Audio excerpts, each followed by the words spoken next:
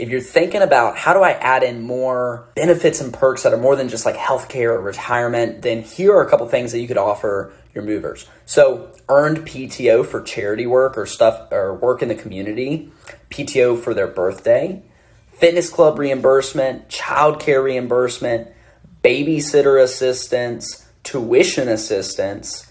Maybe you even do a CDL sponsorship, right, for guys that really identify with wanting to be able to do that. Profit sharing plan.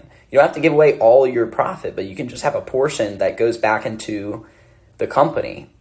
Complimentary oil changes, complimentary car washes or car detailing, discounted family cell phone plans, summer camp for your employees' children, so you could offer to pay for the program or the camp, home buying assistance, so that way somebody can get out of renting and buy their first home and start building some real equity in a home. All of these are things that you might be able to really beef up your offer to hire great talent.